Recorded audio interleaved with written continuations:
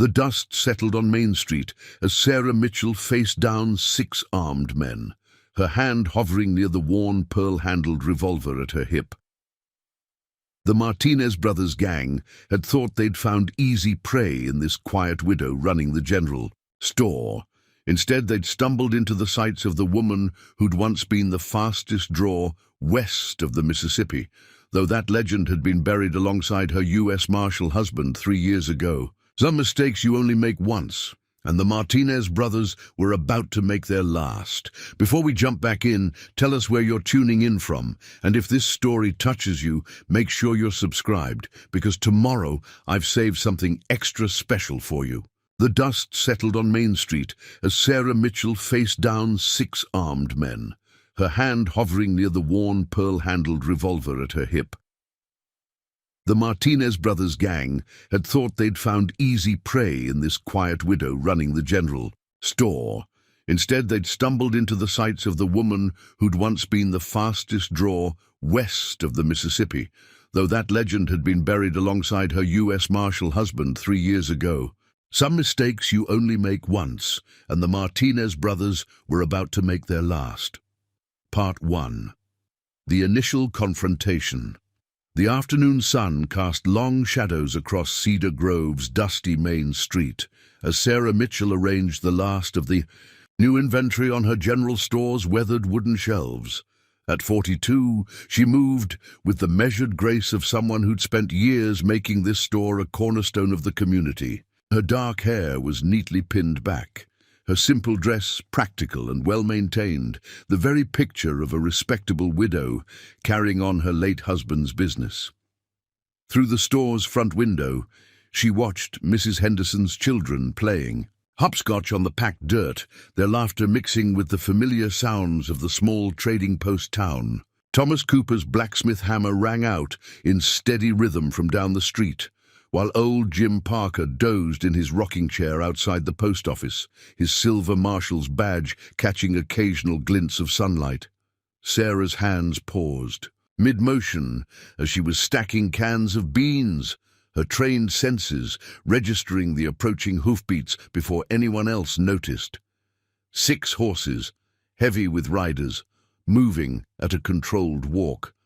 Not the usual casual approach of local ranchers or travelers. 3 years of running the store hadn't dulled the instincts that had once made her notorious in circles few knew she'd traveled. "Miss Emily," she called out to her young assistant, keeping her voice steady, "why don't you take an early lunch? Visit your mama at the boarding house." The 16-year-old looked up from where she was sweeping, confusion crossing her face at the unexpected suggestion. "Go on now," Sarah added with gentle firmness, "and take the back door." As Emily's footsteps faded down the back alley, Sarah continued her seemingly casual inventory work, but her awareness remained focused on those approaching riders, her mind automatically cataloguing details that most townspeople would miss. The subtle jangle of extra weapons beyond the standard gun belts, the purposeful way the horses were spaced, not the random clustering of casual travelers. The lack of casual conversation between riders that usually marked friendly arrivals. The Martinez brothers' reputation had preceded them to Cedar Grove. 3 weeks ago, they'd hit the Thompson family's ranch 10 miles south. Before that, the trading post at Willow Creek had been burned to the ground when its owner refused their demands for protection money. Sarah had recognized the pattern. They were working their way north, targeting businesses they thought wouldn't fight back. The horses stopped outside her store, dust settling around their hooves as 6 men dismounted with practiced coordination. Through the window's reflection, Sarah watched them arrange themselves in a familiar formation, one she'd seen countless times during her previous life. 4 men spread out to control the street while 2 approached her door. Their apparent leader, Miguel Martinez himself, based on the descriptions she'd heard, moved with the confident swagger of someone used to intimidating others. The store's bell chimed as they entered, boots heavy on the wooden floor. Sarah kept her back turned, continuing to stack cans with measured precision. Her hand never strayed toward the secret compartment under the counter where her husband's old revolver waited. Not yet. "Afternoon, ma'am." Martinez's voice carried the fake politeness she'd heard too many times before. "Fine establishment you got here. Shame about all the trouble going around lately. Businesses burning, accidents happening, dangerous times for a widow lady trying to make it on her own." Sarah turned slowly, her expression pleasant but reserved. To casual observers, she appeared merely cautious. They couldn't see how she'd already noted every weapon, every stance, every subtle tell that revealed their true intentions. "Cedar Grove's been peaceful enough," she replied evenly. "Marshal Parker keeps good order." Martinez's smile widened, revealing a gold tooth. "Old man Parker, heard he's getting slow in his duties. Might be time for some private security arrangements. Insurance, you might say, for a reasonable monthly fee." Sarah's mind raced through scenarios, even as she maintained her calm facade. The street had emptied quickly. Cedar Grove citizens had learned to make themselves scarce when trouble arrived. Through the window she could see Parker still in his chair, but his hand had moved closer to his gun. At 65 he was still sharp, but she couldn't risk him facing 6 younger men alone. "How reasonable?" she asked, playing for time while calculating angles, distances, potential ricochets off the metal-trimmed windows. $200 a month, Martinez replied, moving closer. "Special rate for such a lovely proprietor. First payment due now." His brother Ramon shifted position, trying to flank her under the pretense of examining merchandise. Sarah felt something inside her shift, a familiar coldness she hadn't accessed since burying her badge and gun belt alongside Thomas 3 years ago.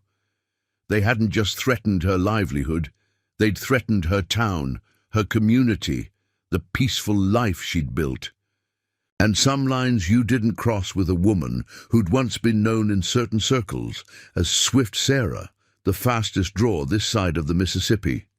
Sarah's general store had become more than just a business in the 3 years since she'd arrived in Cedar Grove. The worn wooden counters and neatly arranged shelves told a story of community, a place where ranchers' wives traded gossip over fabric selections, where children pressed their noses against the candy jars, and where even the poorest families could find fair credit when times were hard. The Martinez brothers were systematically dismantling communities just like this one across the territory. Sarah had tracked their movements through whispered conversations and worried letters from neighboring towns.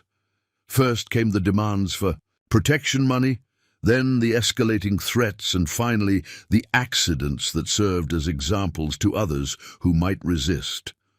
Through the store's front window, Sarah watched as Ramon Martinez examined the street with practiced efficiency. His movements confirmed what she'd suspected. These weren't just common bandits. Their positioning, their awareness of sightlines, their coordinated approach, all spoke of military experience, likely Confederate veterans who'd turned their tactical training to criminal enterprise after the war. "200's a steep price," Sarah replied, her voice carrying the same calm authority she'd used in her previous life when talking down armed suspects. "Most folks around here are just getting by." Her mind catalogued potential weapons within reach.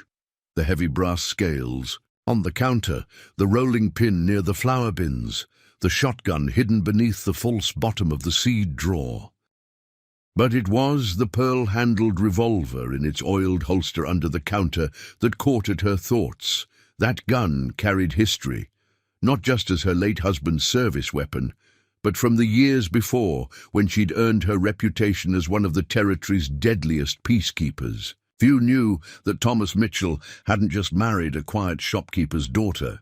He'd married the woman who'd outdrawn the notorious James McCullough gang in the streets of Santa Fe, who'd tracked train robbers across 3 territories, who'd earned her marshal's badge through skill and courage rather than politics. Miguel Martinez leaned against her counter with calculated menace, his scarred hands too close to his gun belt for comfort. Times are hard everywhere, Senora, but accidents, they're even more expensive. Just ask the Thompson family down south. Their ranch burning like that, all their cattle scattered. Very tragic. Sarah's practiced eye noted how his men had positioned themselves throughout her store.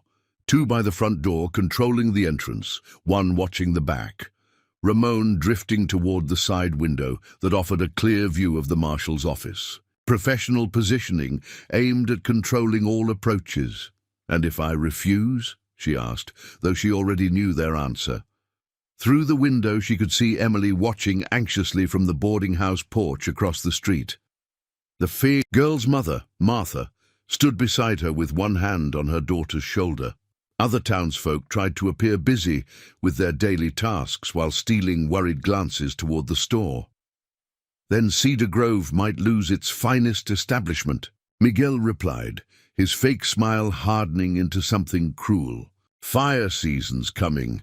Dry timber, oil lamps, so many accidents waiting to happen. Would be a shame if something happened to all these fine goods. His boot scuffed deliberately against one of the support posts. Structure looks old, probably burn quick. Sarah felt that familiar shift inside her. The transition from shopkeeper to strategist.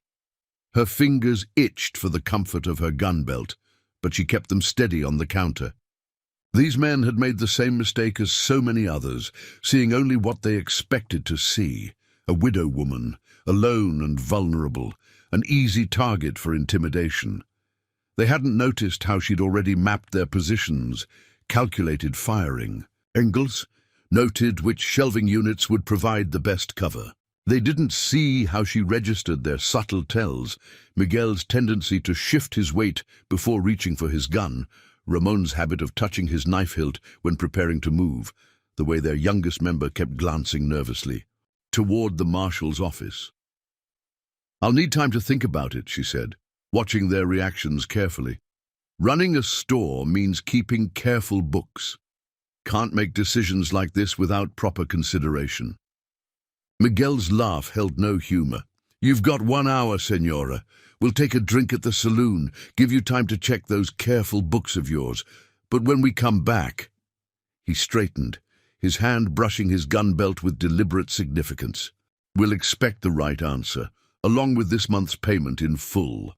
As they filed out of her store, Sarah noted how their formation shifted to maintain tactical coverage of the street. Yes, definitely military training. That would make what was coming both more challenging and more necessary. Because Sarah Mitchell hadn't spent years as a U.S. Marshal just to watch another community fall to men who used their training to prey on the innocent. The store bell chimed as the door closed behind them. Through the window, Sarah watched them cross to the saloon, their confident swagger carrying an unspoken threat to everyone who saw them. She had 1 hour to prepare, to decide whether to run or stand her ground, to choose between maintaining her peaceful facade and embracing the skilled fighter she'd once been. But in her heart, she already knew her decision. Cedar Grove was her. Home now, these people her family, and Sarah Mitchell hadn't earned her reputation by backing down when innocents were threatened. Preparing and narrating this story took us a lot of time, so if you are enjoying it, subscribe to our channel. It means a lot to us. Now back to the story. The hour following the Martinez brothers' departure passed with deceptive quietness in Cedar Grove. Sarah moved through her store with practiced efficiency, her actions appearing ordinary to casual observers. Straightening merchandise, checking inventory, making notations in her ledger. But each movement served a deeper purpose, positioning potential cover, clearing lines of sight, preparing for what she knew would come. Through the front window, she watched Marshal Parker make his way slowly across the street toward her store. His lined face carried the weight of concern as he navigated the dusty road with deliberate steps.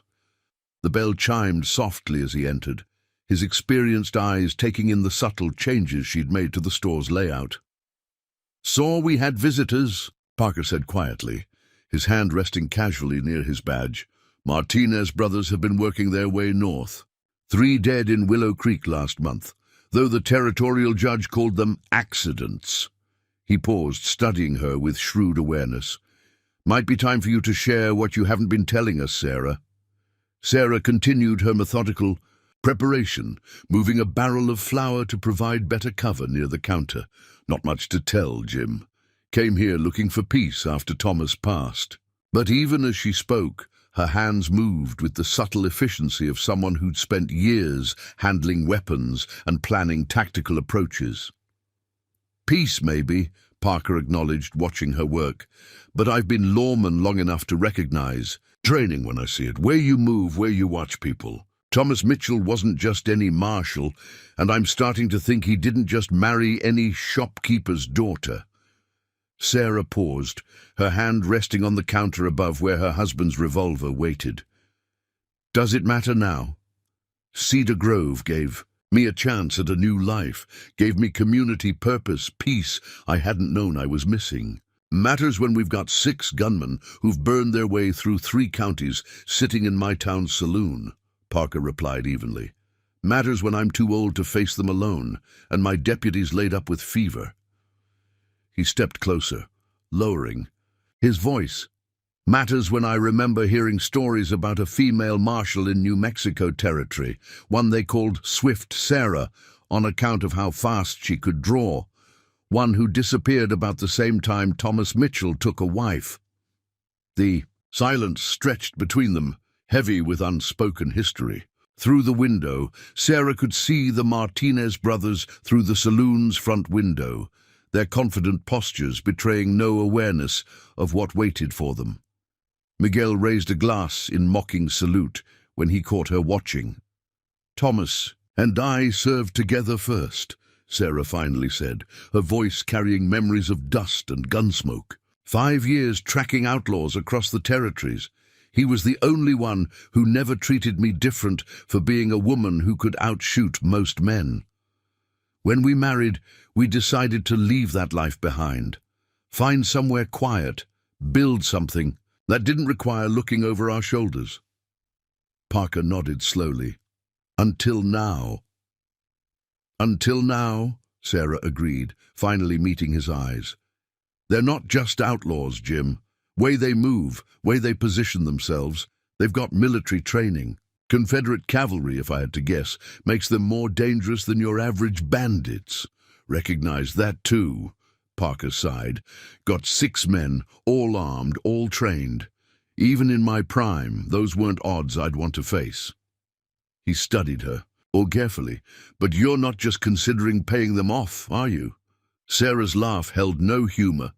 "You know what happens to towns that give in to men like that? They take more than money. They take dignity, hope, everything that makes a community worth having. Cedar Grove deserves better." Through the window, she watched Emily helping Mrs. Henderson hurry her children inside the boarding house. The street had emptied as tension built in the afternoon air. Everyone sensed the coming violence, even if they didn't know its full scope. "I'm still marshal here," Parker said quietly. "Can't stand by and let you face this alone." "Not alone," Sarah corrected, finally reaching under the counter to withdraw the pearl-handled revolver. The weapon felt familiar in her grip, like greeting an old friend. "But I'll need you to coordinate the townspeople. Keep them clear when it starts. These men, they won't hesitate to use innocent lives as leverage." Parker watched her check the revolver with practiced efficiency, her movements confirming every suspicion he'd had about her true background. "How many did you bring down before you came here?" 37, Sarah replied without looking up. "All documented kills in the line of duty. Another 22 captured alive. Thomas had 43. We used to joke about the competition." Her voice caught slightly at the memory. "His last ones were the Jackson gang. Got all 3, but took a bullet doing it. Infection set in before the doctor could help." The marshal absorbed this information, recalculating everything he thought. He'd known about the quiet widow who'd arrived in Cedar Grove 3 years ago. "Town's lucky to have you," he said finally, "whether they know it or not." Sarah carefully positioned the revolver back under the counter, angled for easy access. "Let's hope they never have to know. After this is done, if I'm still standing, I'd like to go back to being just Sarah Mitchell, shopkeeper." "And if you're not standing?" Parker asked quietly. Sarah's smile held grim determination. "Then make sure Emily knows she inherits the store. Girl's got a good head for business." She checked the position of the sun through the window. "They'll be coming soon. Get everyone clear, Jim. What happens next? It won't be pretty." The remaining minutes of their hour deadline ticked away with the weight of approaching thunder. Sarah used the time methodically, her movements measured and purposeful as she made final preparations throughout her store. Each adjustment served a tactical purpose. The barrel of flour positioned to provide cover, merchandise arranged to create clear firing lanes, potential weapons placed within easy reach. Through the store's windows, Cedar Grove seemed to hold its breath. Marshal Parker had done his work well, quietly clearing civilians from the street without causing panic. Sarah watched as Mrs. Henderson ushered the last of her children into the boarding house, while Thomas Cooper secured his blacksmith shop with deliberate calm. The townspeople had learned to read the signs of coming violence, even if they didn't yet understand its full scope. Sarah's mind worked through scenarios as she waited, calculating angles and approaches with the precision that had once made her legendary in certain circles. The Martinez brothers would come in force. Their military training would demand it. They'd try to control all approaches, establish crossfire positions, minimize her potential escape routes, but that same training made them predictable to someone who understood their tactics. The pearl-handled revolver waited under the counter, its weight a familiar comfort. Sarah had maintained it meticulously over the years, even when she'd hoped never to need it again. Some habits, learned through years of law enforcement, didn't fade, just as she still found herself automatically noting the subtle tells of everyone. Who entered her store, the way they carried themselves, where their hands rested, how their eyes moved. Her thoughts drifted to Thomas as she made final adjustments to the store's layout. He would have appreciated the irony of their peaceful retirement being shattered this way. They'd chosen Cedar Grove precisely because it lay far from their old territories, far from the reputation they'd built enforcing law across the southwestern territories. But violence, it seemed, had a way of finding those best equipped to meet it. A movement caught her attention. Emily, watching anxiously from the boarding house window. The girl had worked in the store for 2 years now, learning not just about merchandise and bookkeeping, but absorbing Sarah's subtle lessons about awareness and preparation. Sarah had noted Emily's quick mind, her attention to detail, her instinct for reading people. In another life, she might have made a fine peace officer herself. "Keep her safe," Sarah whispered, knowing Martha would protect her daughter when violence erupted. The thought of Emily sparked memories of her own training years ago when she'd first pinned on a marshal's badge. So many had doubted a woman could handle the role, had waited for her to fail. She'd proved them wrong with each successful arrest, each precise shot, each outlaw brought to justice. The saloon's batwing doors creaked, drawing her attention. Miguel Martinez emerged first, adjusting his gun belt with deliberate showmanship. His men followed in practiced formation, spreading out as they crossed the street. Sarah noted how they positioned themselves. 2 taking flanking positions near the general store's corners, 2 establishing coverage from behind water troughs, while Miguel and Ramon approached the front door directly. Their tactical approach confirmed her earlier assessment. These weren't just bandits relying on brute force and intimidation. They moved with the coordination of men who'd fought together, who understood military strategy. In another life, They might have been heroes. War had a way of turning skilled soldiers into predators, especially when they found themselves on the losing side. The store's bell chimed as Miguel and Ramon entered. Sarah stood behind her counter, maintaining the appearance of a simple shopkeeper, while noting every detail of their posture, their weapon placement, their subtle signals to the men outside. "Time's up, Senora," Miguel announced, his earlier false politeness replaced with cold authority. "Have you made your decision?" Sarah's hands remained visible on the counter, though her right palm itched for the familiar grip of her revolver. "I have, Mr. Martinez. I've calculated exactly what your protection is worth." Ramon drifted to her left, attempting to establish a crossfire position.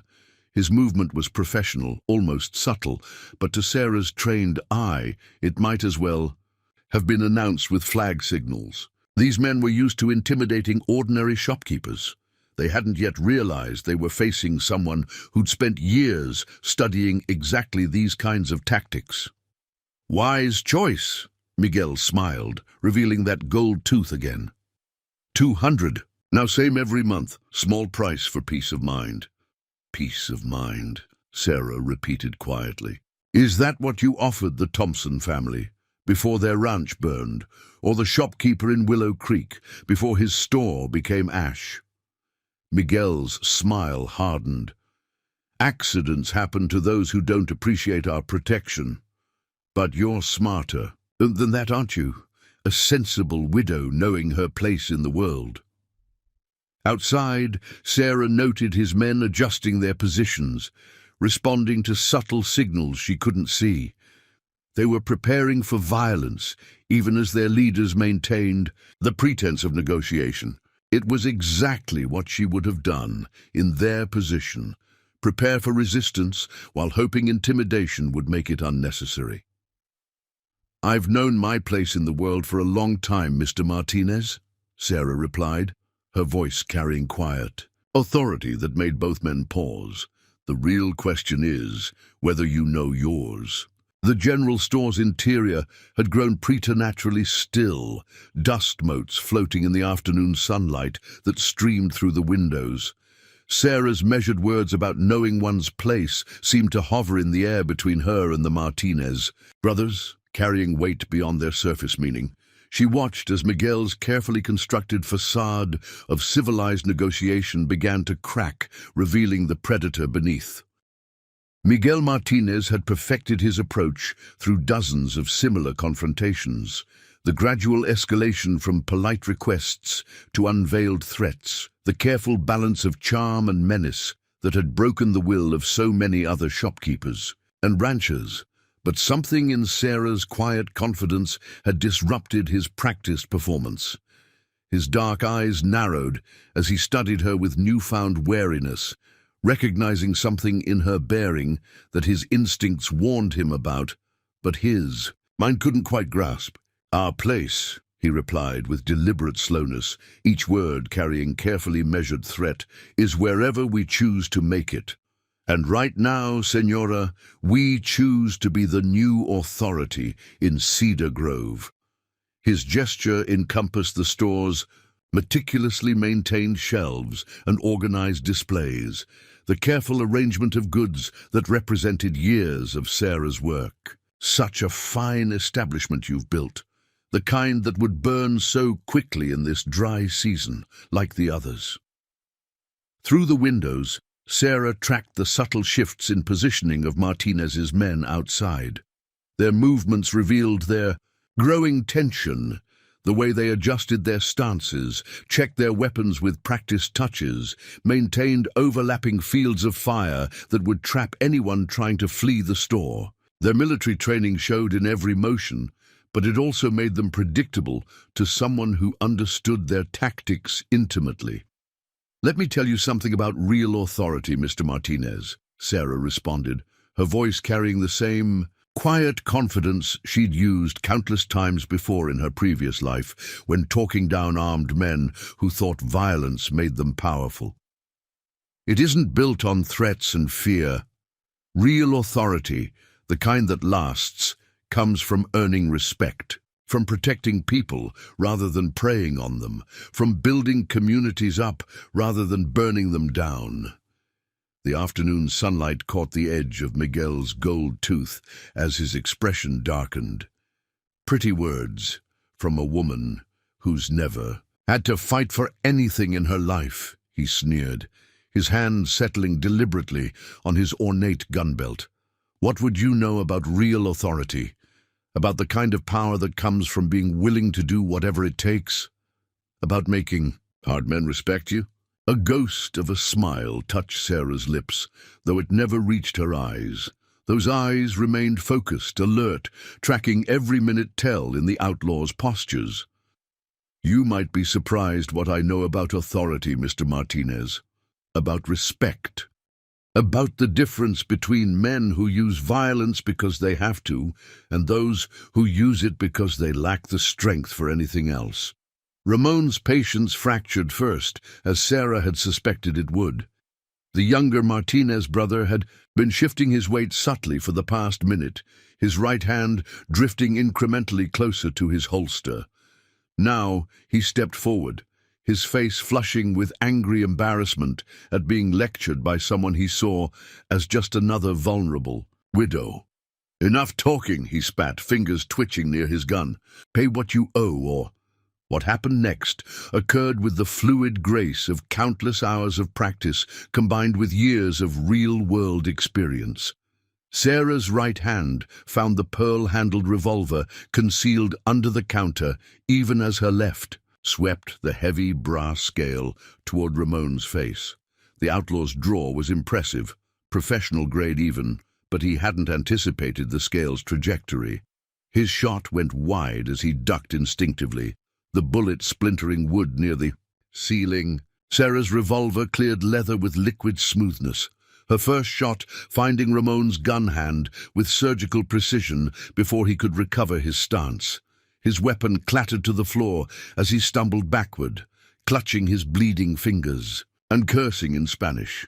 Miguel's draw was technically perfect, his stance and grip exactly what his Confederate cavalry training would have taught, but Sarah had already dropped behind the counter. Her second shot struck his shoulder with calculated accuracy, enough to disable but not kill. Through the windows she heard Martinez's men reacting to the gunfire. Their shouts and rushing footsteps confirmed they were moving to support their leaders, exactly as their military training would demand. But Sarah had anticipated this response, had positioned herself precisely for what would come next.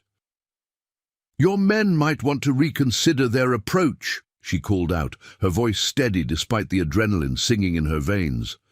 "Unless they're eager to learn firsthand why they used to call me Swift Sarah in the New Mexico territory."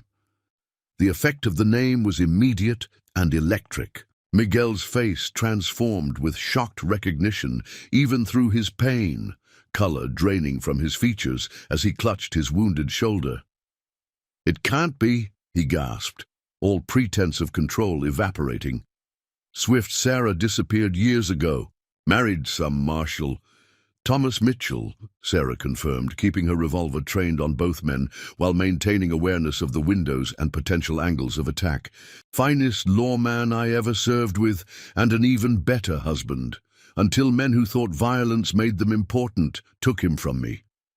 The revelation of Sarah's true identity rippled through the general store like a shockwave, transforming the dynamics of the confrontation in an instant. Outside, Martinez's men had frozen in their positions, their military training warring with the sudden realization that they faced not just any opponent, but a living legend from the territory's most violent days.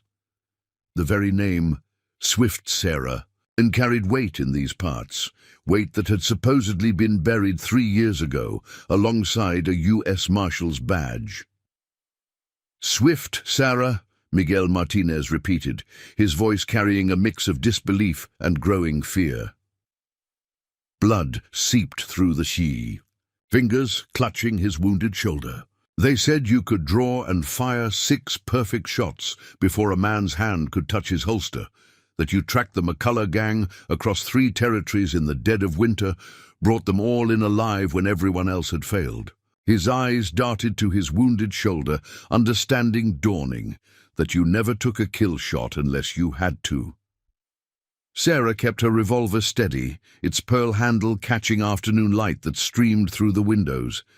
The weapon had been Thomas's wedding gift to her, a perfect balance of beauty and deadly precision, just like their partnership had been. "Those stories got embellished over time," she replied evenly. "Could only manage 5 shots before a man could draw, not 6. And the McCullough gang surrendered because they were starving, not because of any special skill on my part." Her eyes hardened, carrying memories of countless standoffs. But the part about kill shots, that part was accurate, always believed in giving men a chance to face proper justice.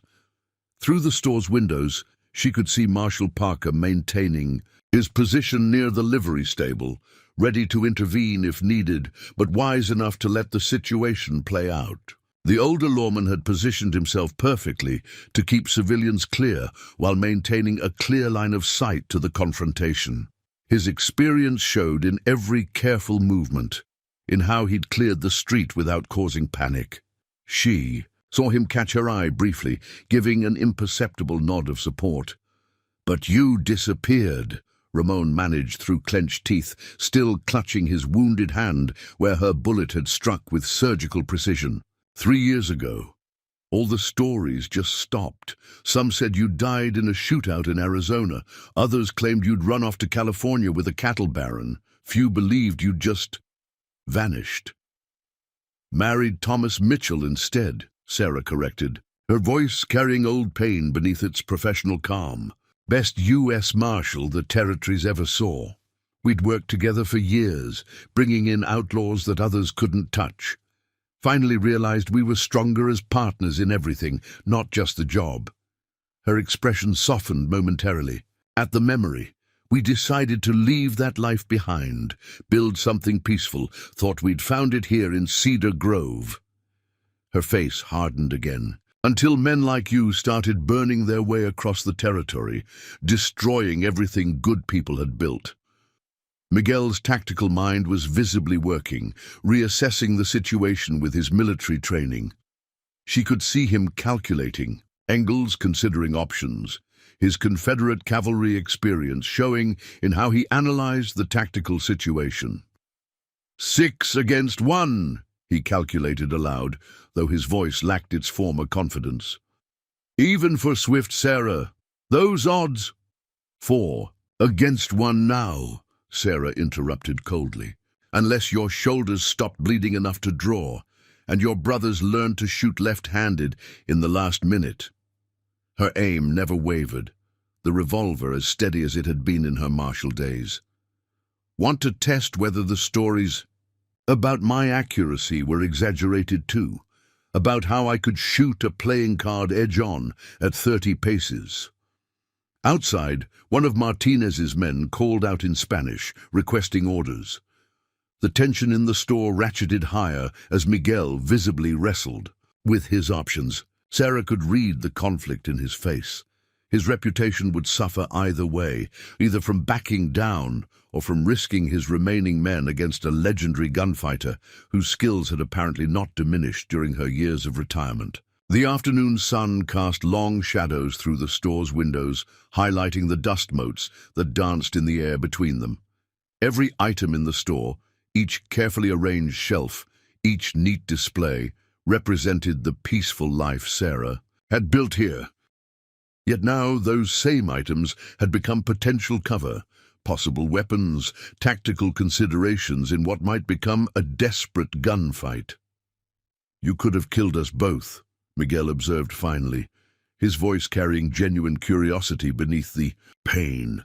"Taken headshots instead of disabling our hands. Why didn't you?" Sarah's response carried the weight of years of experience, of countless confrontations that had shaped her philosophy about violence and justice. "Because I meant what I said about authority, Mr. Martinez, about the difference between men who use violence because they have to, and those who use it because they're weak. I learned a long time ago, bringing in bounties across the territories, that killing should always be the last resort, not the first option. Any fool can kill. Takes real skill to bring someone in alive.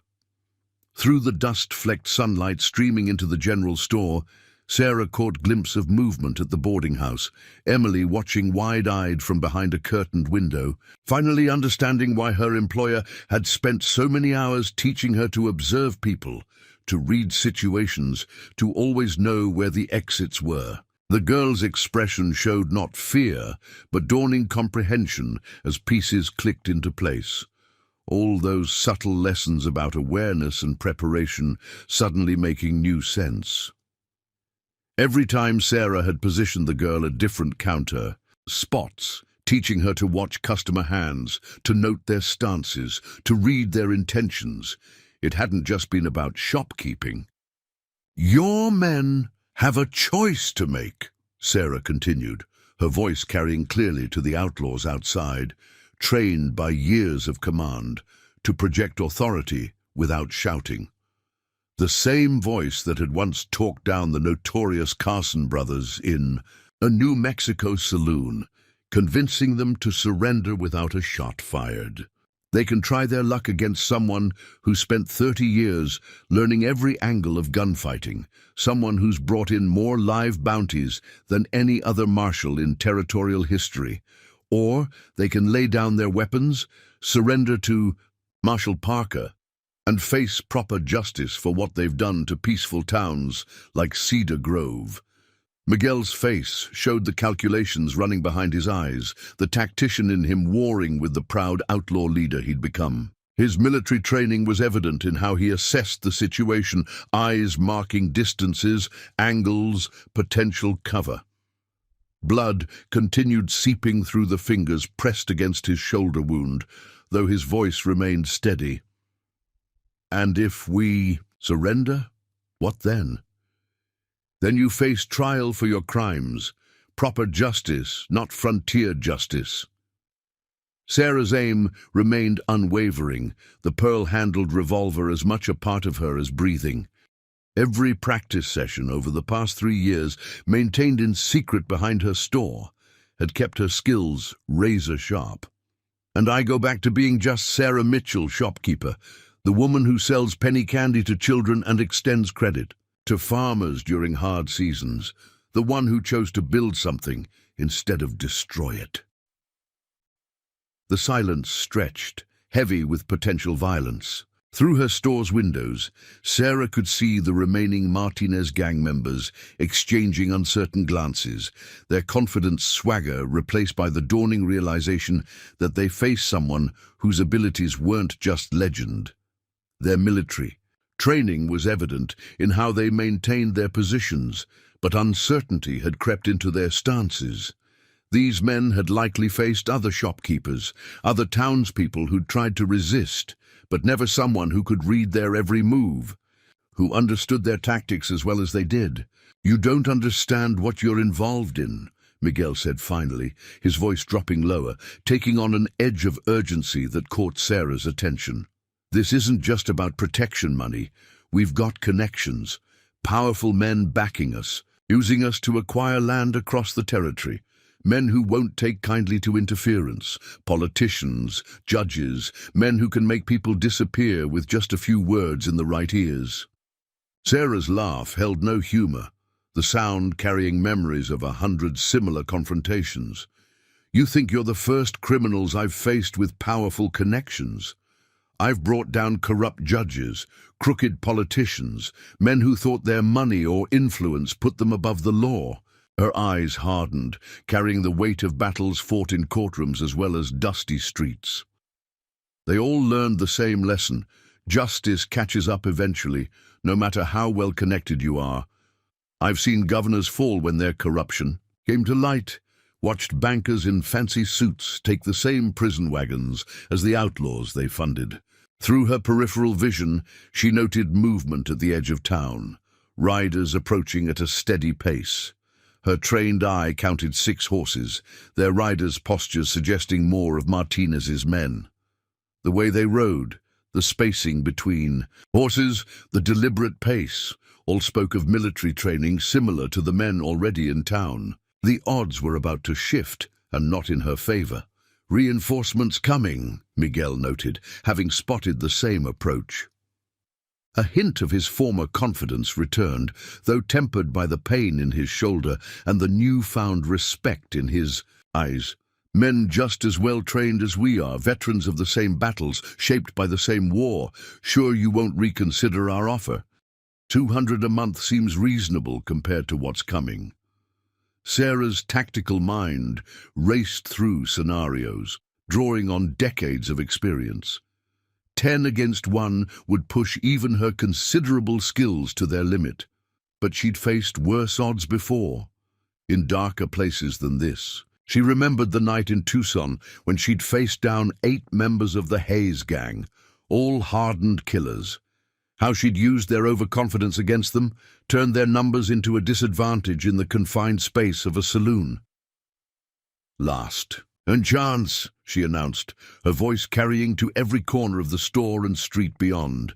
"Surrender now, before this gets uglier than it needs to be, before people start dying instead of just getting wounded." Ramon's curse cut through the tension, his wounded hand still dripping blood onto the store's clean wooden floor. "Just shoot her, brother. She can't watch all angles at once. Even swift Sarah can't." But Sarah had already moved, anticipating the shift in dynamics. Her left hand found the shotgun hidden beneath the seed drawer, bringing it up in one smooth motion while her revolver remained trained on Miguel. The double-barreled weapon's presence changed the tactical equation significantly, its wide spread, making it perfect for controlling multiple threats at once. "Actually," Sarah said calmly, the shotgun's polished barrels gleaming in the afternoon light, "I can watch all angles at once. 30 years of experience teaches you things. How to read a man's intentions in his stance, his breathing, the way his eyes move." Her voice hardened with the authority of countless gunfights, "like how I can tell your man by the window is thinking about trying something heroic. I wouldn't, friend, not unless you want to learn firsthand why they also called me Two-Gun. Sarah in my marshal days." The outlaw near the window froze, his hand hovering near his holster. Sarah hadn't even turned to look at him directly, but she'd read his intentions in the reflection of her store's glass display case. Another trick learned through years of surviving situations exactly like this one. Outside, the approaching riders drew closer, their horses' hoofbeats echoing off Cedar Grove's buildings with ominous rhythm. Sarah noted how they'd slowed their approach, spreading out to cover multiple angles of attack. More military training showing these weren't just random reinforcements, but men who understood tactical deployment. 10 men, Miguel said quietly, watching the scene unfold. All veterans, all well-armed. Even for swift Sarah, those aren't odds anyone would take. His voice carried something almost like regret. "Don't make us kill a legend, Senora. It would be distasteful." Sarah's mind worked through scenarios with practiced efficiency, counting angles, measuring distances, calculating ricochet possibilities off the store's metal fixtures. Every item in her carefully arranged shop had become a tactical consideration. The barrel of flour that could provide cover, the hanging lanterns that could be shot down to create confusion, the rolled carpets that could absorb bullets. "You're assuming all your men would follow orders to gun down a woman in cold blood," she replied, noting the uncertainty in some of the outlaws' stances. "Even outlaws have lines they won't cross. Makes me wonder how many of your men know about the girls who disappeared from Willow Creek after you burned it, the ones whose families were too afraid to even report them missing." The shot struck home. She saw it in the way several of Martinez's men exchanged glances, in how their confident stances faltered slightly. Even hardened outlaws could balk at certain kinds of crimes, and Sarah had spent enough years in law enforcement to know which buttons to push. "Lies," Ramon spat, but his voice carried a tremor of uncertainty. "We're soldiers, not—" "You were soldiers," Sarah corrected, her voice carrying quiet authority. "Men who fought for a cause, right or wrong. Now you're just thugs, threatening shopkeepers and stealing young girls. Wonder what your old commanders would think of that?" Through the windows, she saw Marshal Parker shifting position, understanding her strategy. The old lawman had begun moving closer to the newcomers, his badge clearly visible in the afternoon. Sun, making them aware that everything happening here would have official witnesses, that this wasn't just another remote town they could terrorize with impunity. "You're trying to turn my men against me," Miguel observed, though concern had crept into his voice. "Playing on their old loyalties, their sense of honor." "No," Sarah replied steadily. "I'm reminding them of who they were before men like you convinced them that preying on the innocent was acceptable, before they forgot the difference between being soldiers and being criminals." Her eyes moved to the other outlaws. "Each of you has a choice to make. Surrender now, face proper justice, maybe find redemption, or follow orders to murder a woman in her own store. Prove you're exactly the kind of men decent folks think you are." The approaching riders had reached the edge of town now, pulling their horses to a stop as they assessed the situation. Sarah could read uncertainty in their postures. They'd clearly expected to find a simple show of force against a stubborn shopkeeper, not a standoff with a legendary gunfighter. One of Miguel's original men shifted his weight, then slowly withdrew, his hand from his gun belt. "I didn't sign on for this," he announced quietly. "Burning stores, scaring folks, that was business. But killing women, taking girls, that's not what we fought for in the war." The declaration hung in the air like gunsmoke, its impact visible in how other outlaws began exchanging uncertain glances. Sarah had seen this before. The moment when men caught up in violence remembered who they'd been before, what lines they'd once sworn never to cross. "She's trying to divide us," Ramon warned, but his voice lacked conviction. The blood still, seeping from his wounded hand, served as a vivid reminder of Sarah's capabilities, of how quickly she could end any rash moves. Through the store's windows, Sarah watched the newcomers carefully. Their body language told her they were receiving conflicting signals. Miguel's obvious wounds, Ramon's disabled hand, the uncertain stances of their companions. Men trained in military tactics would recognize a deteriorating situation when they saw one. The afternoon shadows lengthened across Cedar Grove's main street as the standoff entered a new phase. Sarah maintained her position behind the counter, revolver and shotgun commanding the space with practiced efficiency. Every moment that passed shifted the dynamics further as men trained in violence were forced to confront the consequences of their choices. "Let me tell you how this usually plays out," Sarah said, her voice carrying the weight of experience. "I've seen it dozens of times during my years wearing a badge. Men like you, Mr. Martinez, men who've led others down dark paths, they always reach a moment like this. A moment when their followers start questioning orders, start remembering who they used to be." Through the windows, she could see more of Miguel's men exchanging uncertain glances. The outlaw who'd spoken up about not signing on for certain crimes had taken a deliberate step back from his companions, his body language clearly separating himself from their actions. It was like watching a crack spread through glass, slow at first, then accelerating. "You're forgetting something crucial," Miguel countered, though strain had crept into his voice. "These men don't follow me just out of loyalty. They follow the money, the protection our backers provide, powerful men who won't take kindly to desertion." Sarah's laugh held no humor. "You mean men like Judge Harrison in Pine Valley, the one who's been burying evidence of your crimes?" She saw the shock register on several faces. "Or perhaps Mayor Collins in Willow Creek, who suddenly became wealthy enough to build that fancy house after your gang visited his town." The revelation landed like a physical blow. Even the newly arrived reinforcements shifted uneasily, clearly, not having expected their operations to be so thoroughly exposed. Sarah had spent her years as a shopkeeper, gathering more than just inventory. Information flowed through a general store as freely as goods, especially when the proprietor knew how to listen. "How did you—" Ramon started, but Sarah cut him off. 30 years in law enforcement teaches you to pay attention to patterns, to notice which officials suddenly acquire unexpected wealth, which judges mysteriously dismiss cases, which land deeds change hands after mysterious accidents.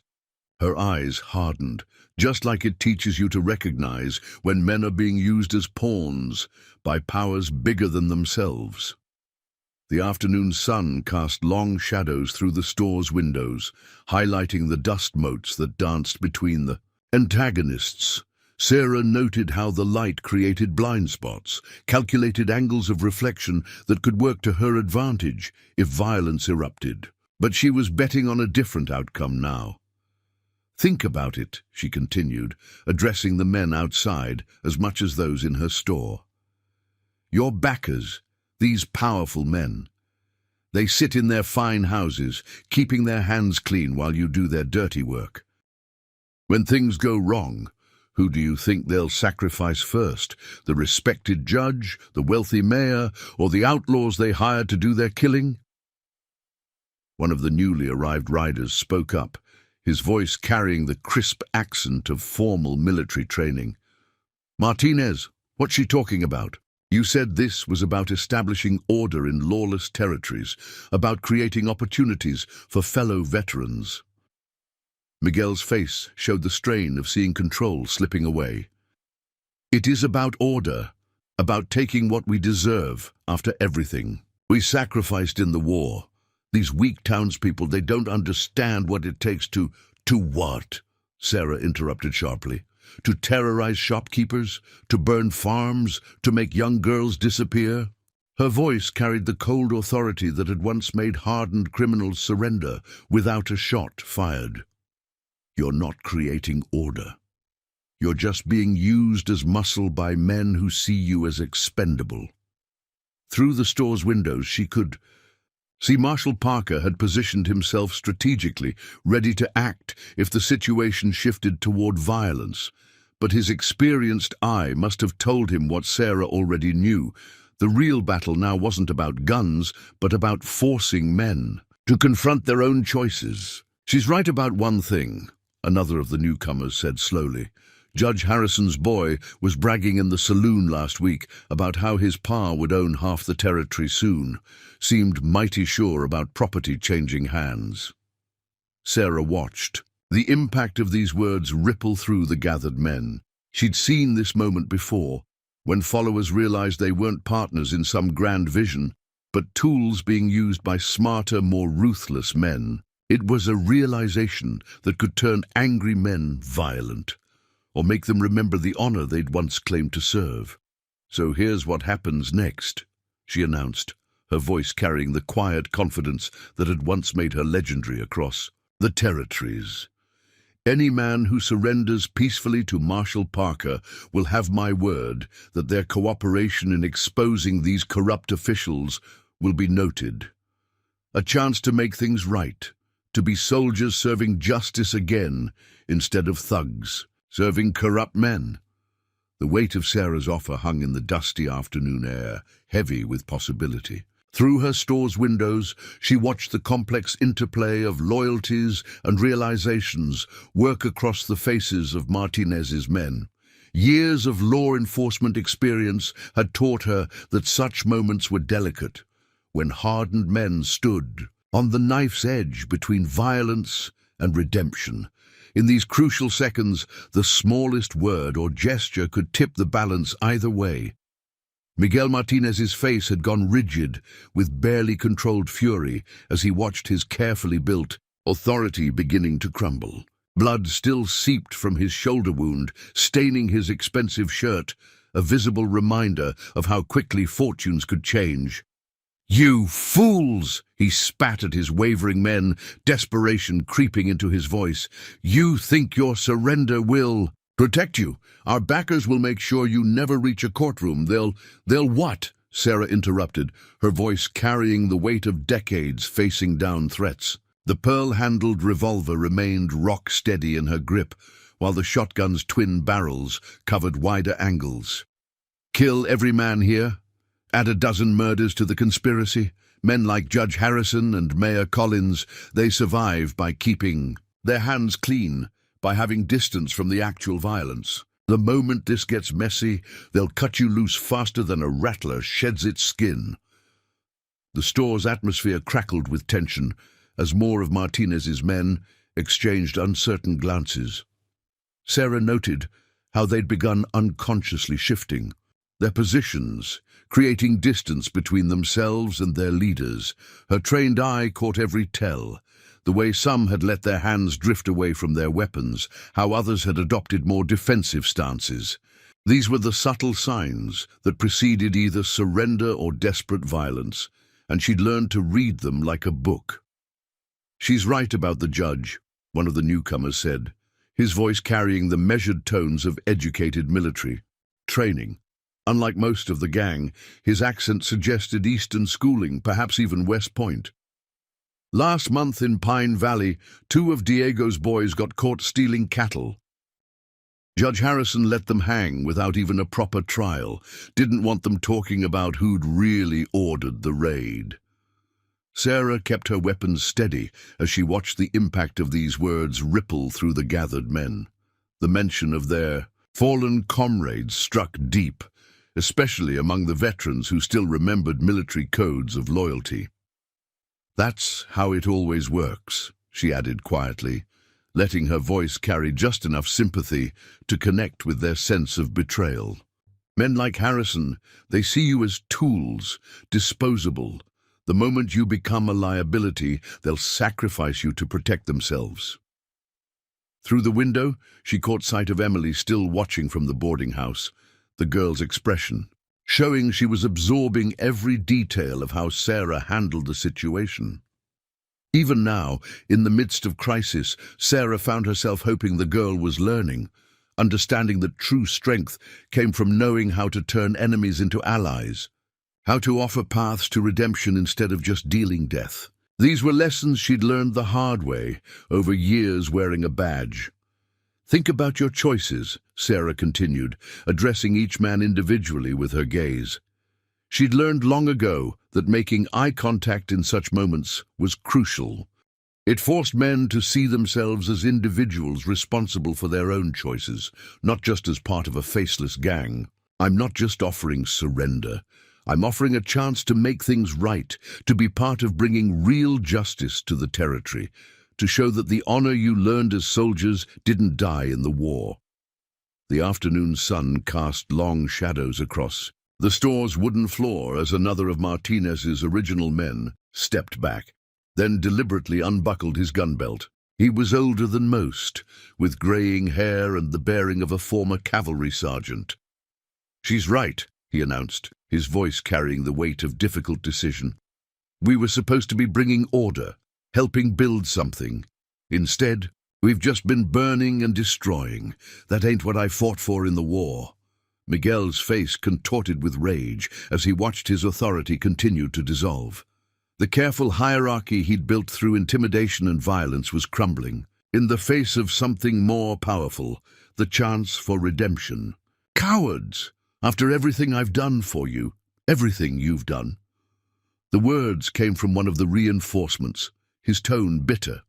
The man's scarred face and calloused hands spoke of years of hard fighting, first in the war and then in the shadows afterward. "You mean getting rich while we did the dirty work, living in that fine house while we camped in the dirt, having fancy dinners with the judge while we burned poor folks' homes."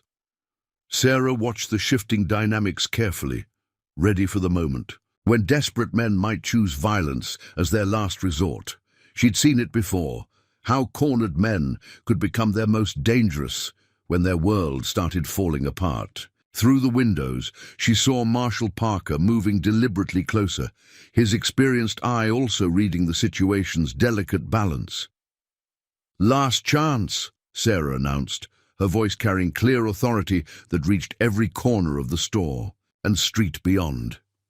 Surrender now. Help bring the true criminals to justice, and I'll speak for you when this comes to trial. Keep following men who've led you into darkness, and you'll share their fate." Her eyes locked with Miguel's, reading the desperate calculations behind his facade of control. "Choose carefully. Your next decision might be your last." The silence stretched in Cedar Grove's afternoon air, broken only by the soft creak of floorboards as men shifted position, as loyalties realigned and choices crystallized. Sarah had seen such moments before, when men caught up in violence finally faced the consequences of their paths, when the chance for redemption weighed against the cost of continuing down dark roads. These were the moments that often defined not just battles, but men's souls. The weight of choice hung heavy in the store's dust-filled air. "I'm done," announced another of the original gang members, removing his gun belt with deliberate care. He was young, barely past 20, with eyes that had seen too much violence too soon. His hands trembled slightly as he unbuckled the worn leather, but his voice remained steady. "My pa raised me better than this, than burning homes and threatening women." He looked at his former companions, his voice gaining strength with each word. "We all were raised better, fought for better things in the war than becoming common thugs." The young man's declaration sparked something in the others, a remembrance of who they'd been before violence and greed had corrupted their paths. Sarah watched as more men began exchanging glances, their hardened expressions softening with recognition of how far they'd strayed from their original ideals. Through her store's windows, Sarah watched the impact of these words ripple through the remaining men. It was like watching a dam break, slow at first, then accelerating as more men began unbuckling their gun belts. The former cavalry sergeant who'd spoken up earlier began gathering the surrendered weapons, his military bearing returning as he took charge of the situation. His movements carried the precise efficiency of years of service, organizing the surrendered weapons with professional care. Miguel Martinez's face had gone pale with fury and blood loss, his wounded shoulder clearly taking its toll. Sweat beaded on his forehead as he watched his carefully built empire crumbling before his eyes. "You're all dead men," he snarled, though his voice had lost its former authority. "When the judge hears about this, when our backers learn of your betrayal, when the judge hears about this," Sarah interrupted coldly, her aim never wavering, "he'll be too busy trying to save himself to worry about you. I didn't spend just 3 years running a store, Mr. Martinez. I spent it gathering evidence. Names, dates, land deals, suspicious accidents, everything connecting your operations to men who thought their positions put them above the law." Her eyes tracked every subtle movement, noting how Miguel's desperation was making him more dangerous. By the moment, through the window, she caught Marshal Parker's slight nod. The old lawman had begun moving forward, ready to take custody of those surrendering. His experienced eyes never left Miguel and Ramon, recognizing as Sarah did that wounded pride could still make them dangerous. Parker's movements were careful, measured, the product of decades handling volatile situations. "You're bluffing," Ramon spat, his injured hand still dripping blood onto the store's clean floor. His face had grown paler, the blood loss clearly affecting him, but his eyes burned with desperate defiance. "You can't prove anything. It's your word against—" "Against what?" Sarah's smile held no warmth. 3 years as a marshal's wife taught me a lot about keeping records, about building cases that would stand up in court. And this store—" She gestured with her shotgun at the neat shelves surrounding them. "You'd be amazed what people say when they think they're just talking to a simple shopkeeper. How many details slip out over penny candy and coffee? How many whispered conversations carry across these wooden floors?" The afternoon sun cast longer shadows now, highlighting the dust motes that danced between predator and prey. Sarah watched Miguel's eyes darting between his surrendering men and the doors, reading the desperate calculations behind them. She'd seen that look before in men who thought they had one last card to play, men who'd choose violence over surrender, death over dishonor. "Even if you have proof," Miguel said slowly, his good hand drifting subtly closer to his gun, "you'll never live to present it. Our backers, they've got men everywhere, professional killers who make our operation look like child's play, men who will what?" Sarah's voice carried quiet confidence born of decades facing down threats. Her finger rested steady on the trigger, ready for any sudden moves. "Come after the woman who used to be known as Swift Sarah, the one who tracked the McCullough gang across 3 territories in winter, who brought in the Becker brothers when every other marshal had failed." Her eyes hardened like steel in sunlight. "Your backers might be powerful, Mr. Martinez, but they're not stupid. They know targeting me would bring the kind of attention they can't afford." The tension in Cedar Grove's general store had reached a critical point, like a drawn bowstring ready to snap. Outside, more of Martinez's men had laid down their weapons, guided by the former cavalry sergeant who'd taken charge of the surrendering outlaws. Sarah counted 8 who had surrendered now, leaving only Miguel, Ramon, and 2 others still holding out. The odds had shifted dramatically from when the confrontation began, but 20 years of law enforcement had taught her that mathematics meant little when dealing with desperate men. "You could have had everything," Miguel said, bitterness seeping into his voice like poison.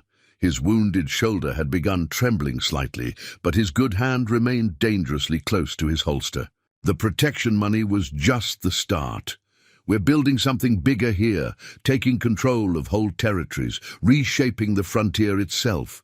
You could have been part of that, could have had wealth, power, respect." Sarah's laugh held no humor, sharp as a knife's edge. "Part of what? Burning honest people's homes, terrorizing families, making young girls disappear." Her voice carried the weight of every dark deed she'd uncovered during her years undercover as a simple shopkeeper. "I've seen what you're building. Mr. Martinez, it's not an empire, it's a cancer. And like any cancer, it needs to be cut out before it spreads." Through the store's windows, she caught sight of Emily still watching from the boarding house.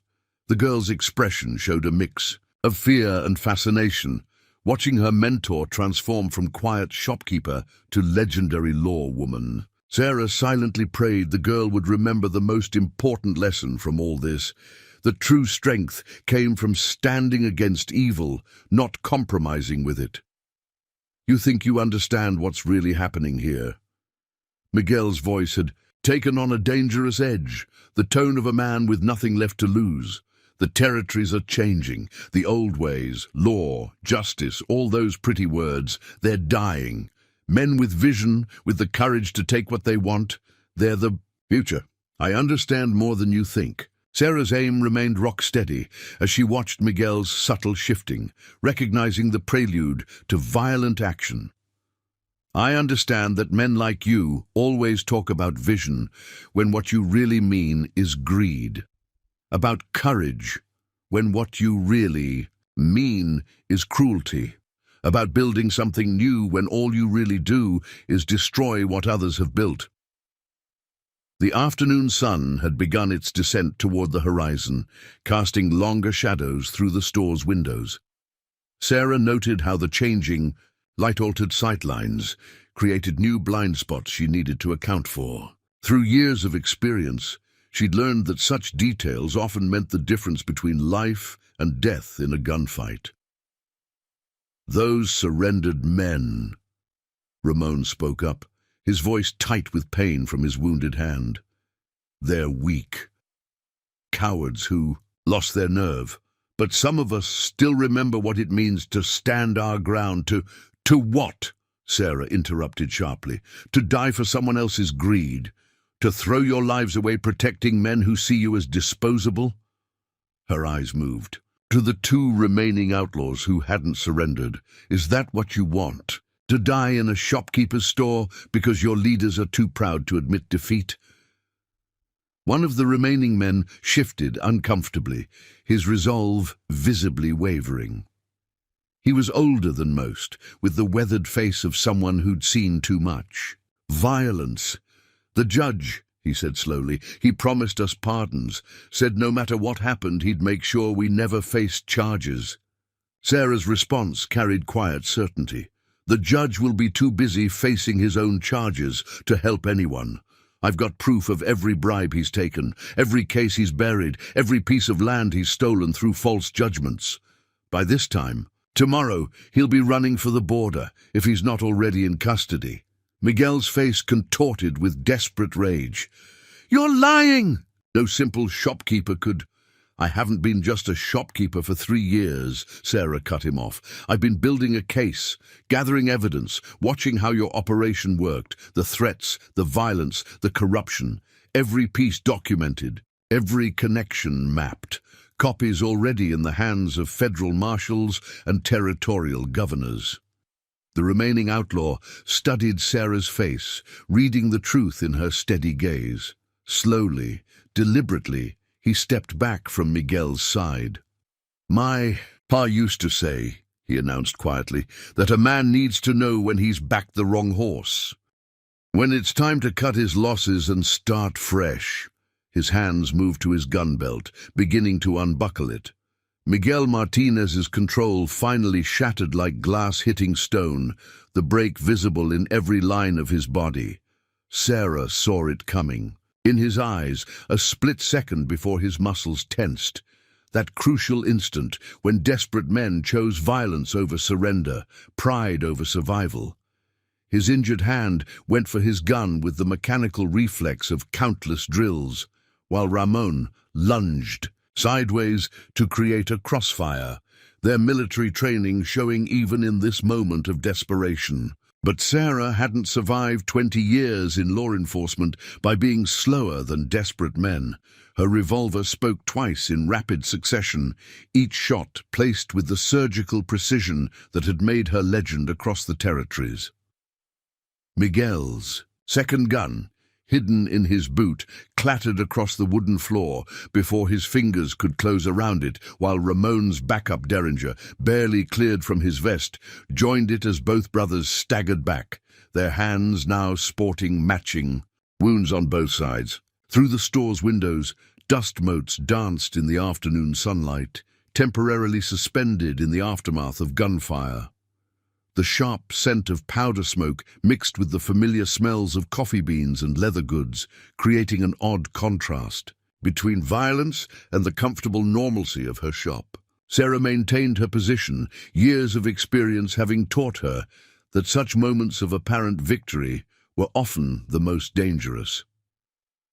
"That's 3 times I've chosen not to kill you," Sarah announced into the ringing silence that followed, her voice carrying the quiet authority that had once made her legendary across 3 territories. The pearl-handled revolver remained rock-steady in her grip, its polished surface catching glints of sunlight. "The next shots won't be so charitable. Some lines once crossed don't allow for mercy." Outside, she tracked the remaining 2 outlaws, who hadn't surrendered. Their stances showed the uncertainty of men whose world was crumbling, whose confident swagger had been replaced by the dawning realization that they faced someone whose abilities weren't just frontier legend. Even their military training worked against them now. They recognized the tactical mastery in how she'd positioned herself, how she controlled multiple angles of attack while leaving herself clear lines of retreat. Years of combat experience. Let them understand just how thoroughly they'd been outmaneuvered. "You can't kill us all," Miguel gasped through pain-clenched teeth, blood now flowing freely from multiple wounds. His eyes darted between his remaining men, desperately seeking some advantage in the deteriorating situation. Sweat beaded on his forehead, as much from fear as from pain. "Even swift Sarah can't watch every angle at once, can't stop all of us. If we rush her together—" The shotgun's roar cut off his words, its blast precisely calculated to destroy a lantern just above the last loyal outlaw's heads. Glass and burning oil rained down, forcing them to dive away from their carefully chosen positions. The sound echoed off Cedar Grove's buildings like thunder, sending nervous horses skittering at their hitching posts. Sarah's revolver had already drawn and fired again before their boots hit dirt, adding minor wounds to hands and shoulders, painful but not lethal, her signature style of neutralizing threats without taking lives. "Actually," Sarah replied calmly, the smoking shotgun settling back into position while her revolver remained unwavering, "I can. 30 years of experience teaches you things about controlling space, about reading men's intentions before they act, about how to turn their own training against them." Her eyes moved to the remaining outlaws, who were climbing painfully to their feet, their once pristine clothes now coated with street dust. "Your military experience tells you to maintain formation, to work as a unit. But that just makes you predictable to someone who spent decades studying how men fight." Through the store's front window, she caught sight of Emily watching wide-eyed from the boarding house, Martha's protective arm around her shoulders. The girl's expression showed not fear now, but fascination, studying how her mentor handled multiple threats, how she controlled the situation through more than just firepower. Even in this moment of violence, Sarah found herself hoping the girl was learning the deeper lessons about strength and justice that had taken her years to master. The shadow of a passing cloud briefly dimmed the afternoon sun, creating shifting patterns across the confrontation. Sarah adjusted her stance slightly, compensating for the changed lighting conditions with the automatic efficiency of someone who'd survived countless gunfights.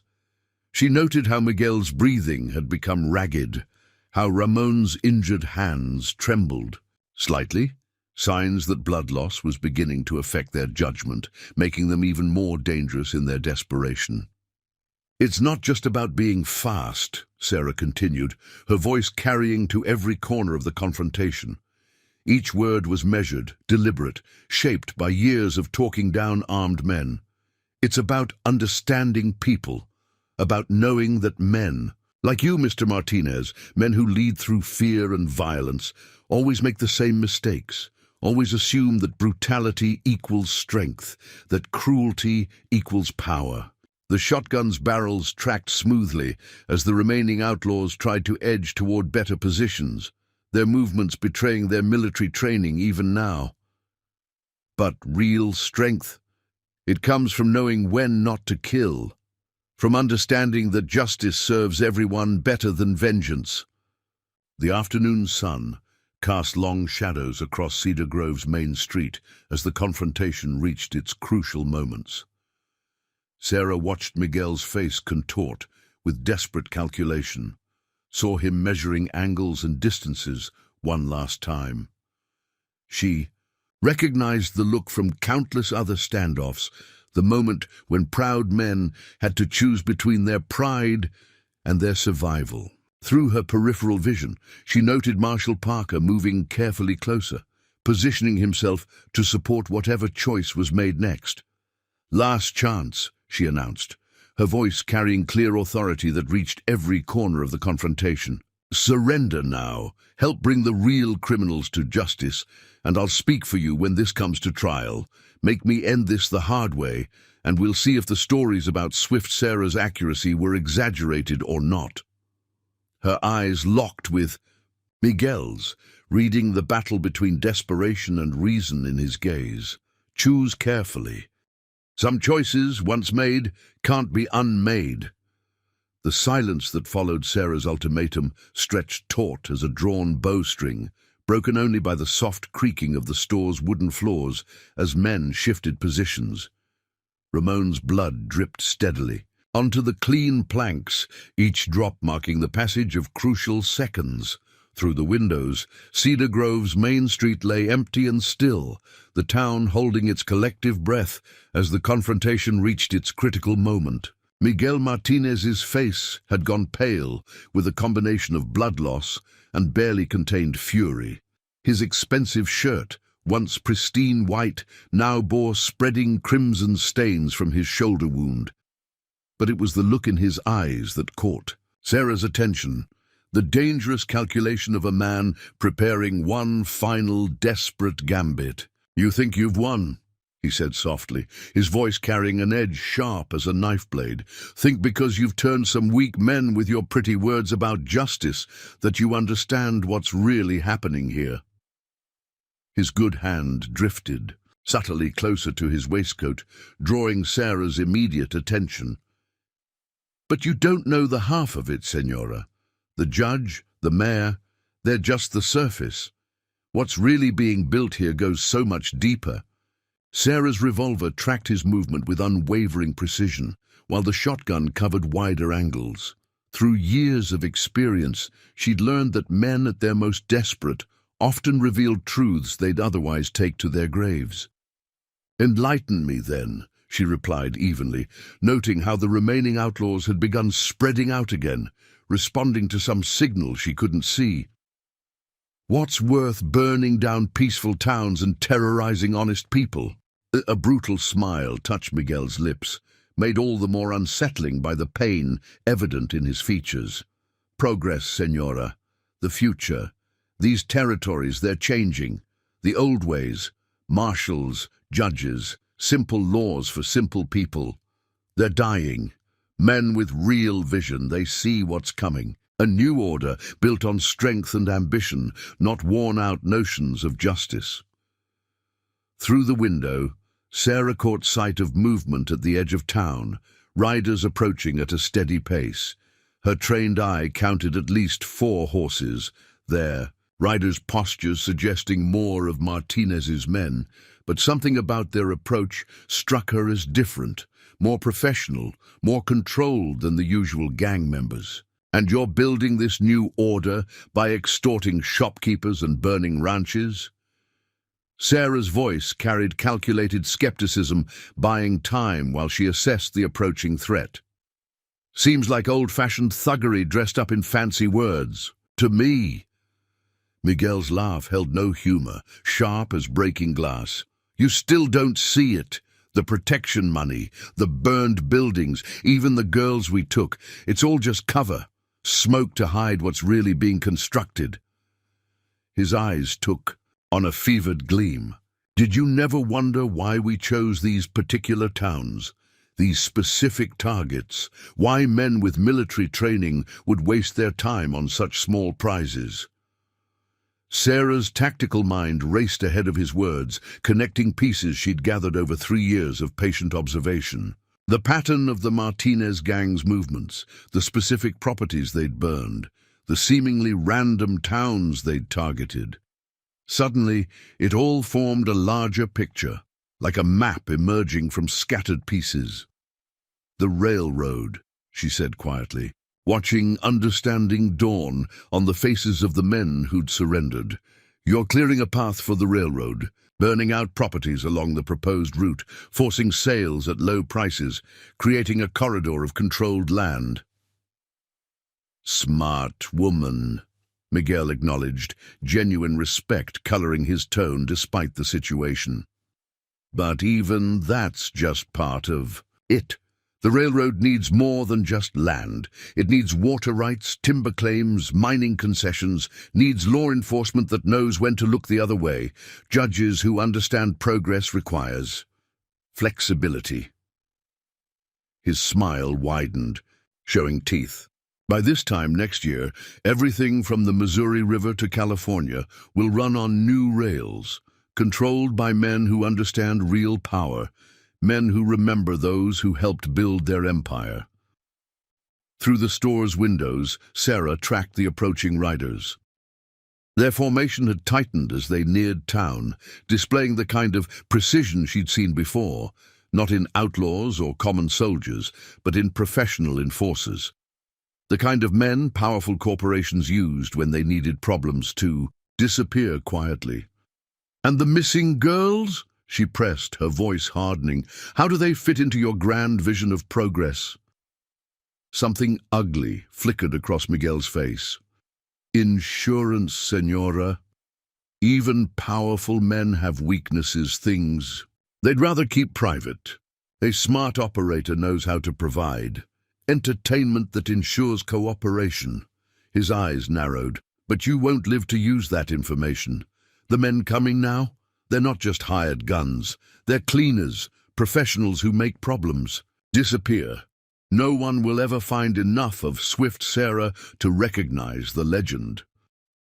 The approaching riders had reached the edge of town now, their horses moving at a controlled walk that spoke of experienced handlers. Sarah noted their gear through the windows. Not the flashy weapons of common outlaws, but the practical tools of men who killed for a living. The sun glinted off brass cartridges in their bandoliers, each one placed with mechanical precision. "Last chance," Sarah announced, her voice carrying to every corner of the confrontation. "Surrender now, help me expose this whole corrupt operation, and I'll make sure the territorial governor knows who cooperated, or die defending men who see you as disposable tools." Her eyes locked with Miguel's, reading the desperate calculations behind his feverish gaze. "Choose quickly. Your reinforcements won't change the outcome, just the body count." The approaching riders pulled their horses to a stop at the edge of Cedar Grove's main street, their movements displaying the kind of fluid precision that came only from years of deadly experience. Sarah watched through her store's windows as they dismounted in perfect synchronization, their boots hitting the dirt without raising dust, another sign of professional killers who understood the importance of controlling every detail. Their leader stood out immediately, not through any obvious display, but through the subtle deference the others showed him. Tall and lean, with graying hair and a face weathered by years of violence, he moved with the economical grace of a mountain lion. His clothes were plain but well-maintained, lacking the flashy ornaments favored by common gunmen. The gun on his hip rode in a simple black holster, worn smooth by years of use. "Problems, Miguel?" the man called out, his voice carrying the cultured accent of Eastern education. His eyes swept the scene with clinical efficiency, noting wounded men, surrendered weapons, tactical positions. "Our employers are growing concerned about delays in their schedule." Through her store's windows, Sarah tracked how the newcomers spread out with practiced ease, establishing overlapping fields of fire that would make any escape attempt suicidal. These weren't just hired guns. They were professional killers who understood military tactics, who treated violence like a science rather than a passion. "Randall," Miguel managed through clenched teeth, blood still seeping from his wounds. "We've got a complication. The shopkeeper, she's..." "Swift Sarah," Randall finished smoothly, showing no surprise. "Yes, we know. Our employers maintain extensive files on potential threats." His cold eyes fixed on Sarah with analytical interest. 37 confirmed kills in the line of duty. Another 22 captures. Specialized in bringing in targets. Alive when others would have resorted to killing. Married U.S. Marshal Thomas Mitchell 3 years ago, before disappearing from official records. A ghost of a smile touched his lips, though apparently not from our employer's attention. Sarah kept her weapons steady, dividing her focus between the brothers and the new threats. These men were different from the common outlaws she'd faced before, more controlled, more patient, more lethal. Through years of experience, she'd learned that true professionals were both more and less dangerous than common criminals. More dangerous because of their skills, less dangerous because they could be reasoned with if the situation demanded it. "Your employers," she said carefully, noting how Randall's men had positioned themselves to cover every potential exit. The railroad barons pushing west, buying judges and burning out honest farmers. Men who think progress justifies any crime, any corruption. Randall's smile widened slightly, showing genuine appreciation. "Very good, Mrs. Mitchell. Though you've only scratched the surface of what's really being built here, the railroad's just the beginning, a spine of steel connecting carefully chosen points across the territories. Points that will become centers of power in the new order being constructed." His voice carried the conviction of someone who'd seen the future and chosen his side in it. The old frontier is dying, Mrs. Mitchell. The days of independent marshals and simple justice are ending. What's coming requires stronger hands on the reins of power. Through the window, Sarah caught sight of movement at the boarding house, Emily being hurried to the back rooms by her mother, away from potential violence. The girl's face showed concern, but not fear, still trusting her mentor to handle the situation. That trust settled like a weight on Sarah's shoulders, reminding her that more than just her own life hung in the balance. "And the missing girls?" Sarah pressed, her voice hardening. "The families torn apart, the lives destroyed. Are they just acceptable losses in your grand vision of progress?" Something flickered in Randall's eyes. Not guilt, but perhaps a shadow of recognition that some lines shouldn't be crossed. "Regrettable necessities," he replied smoothly. "Power requires leverage, Mrs. Mitchell. Men in high positions sometimes need persuasion to make the right choices, to see the bigger picture." "The bigger picture," Sarah repeated, her voice carrying decades of law enforcement experience.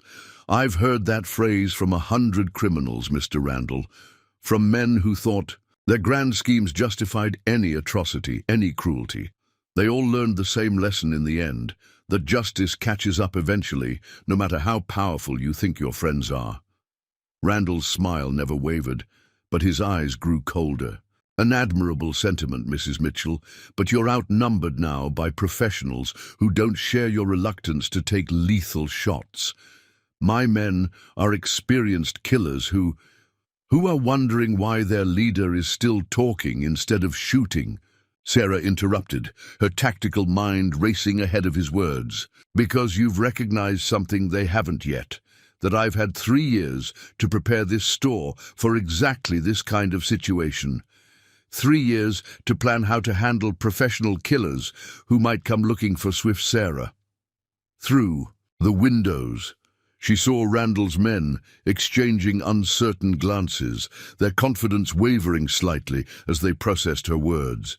Even professionals could be shaken when forced to consider that they might be walking into a trap prepared by someone with decades of experience dealing with men exactly like them. Randall's professional mask cracked slightly as his eyes swept the store's interior with new wariness. Sarah watched him note details his men had missed. The careful arrangement of merchandise that created clear firing lanes, the strategic positioning of heavy barrels and crates that could serve as cover, the subtle signs that this wasn't just a shop, but a carefully prepared battleground.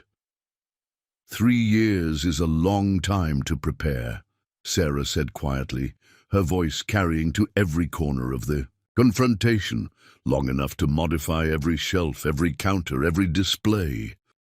To create a space where even professional killers might find themselves at a disadvantage. Her revolver remained rock steady while the shotgun covered wider angles. "Your men are good, Mr. Randall, but they're used to choosing their battlefield, to controlling the situation. Here, every inch of this store was designed by someone with decades of experience dealing with men exactly like them." Through the windows, Sarah tracked how Randall's killers had begun shifting positions subtly, their professional confidence wavering as they processed her words. These men were dangerous precisely because they weren't prone to blind aggression or foolish charges. They understood tactics, recognized prepared positions, knew how to read a tactical situation. And right now, their experienced eyes were telling them that something about this setup felt wrong. "Impressive preparation," Randall acknowledged, genuine respect coloring his tone. "But you're still outnumbered by professional gunmen who—" The floor beneath 2 of his men creaked ominously, cutting off his words. Sarah saw understanding dawn in his eyes as he recognized the sound, not natural settling of old wood, but the protest of deliberately weakened boards. His hand shot up, freezing his men in place before they could take another step. "The entire floor's been modified," Sarah confirmed, allowing a small smile. weight-triggered sections that could drop a man into the cellar, others rigged to make enough noise to warn me of movement. Every approach to this counter has been carefully prepared over 3 years. Her eyes moved to the windows, where late afternoon sun cast lengthening shadows.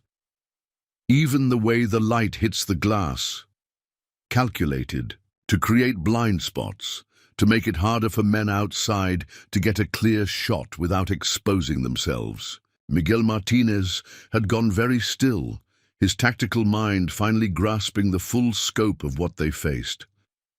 "The whole time," he said slowly, "every day for 3 years, you were preparing for this. While selling goods, helping customers, playing the simple shopkeeper, you were building a fortress. Not just building," Sarah corrected, "practicing, learning every creaky board, every angle of reflection, every possible position, training my muscles to react without thought, to use this space as naturally as breathing." Her voice hardened. "Because I knew men like you would come eventually. That violence finds those who know how to meet it, no matter how far they run." Nigh through the windows, she saw Marshal Parker had maintained his position near the livery stable, wisely staying clear of the confrontation while keeping civilians away. The old lawman's experience showed in how he'd positioned himself, close, enough to help if needed, far enough not to become a liability. Randall's professional demeanor had fully returned, but with a new edge of calculation. "Impressive tactical preparation," he conceded, "but you've overlooked one crucial detail." His hand moved slightly, signaling something to his men. "We don't need to enter your carefully prepared store. We can simply burn it down?"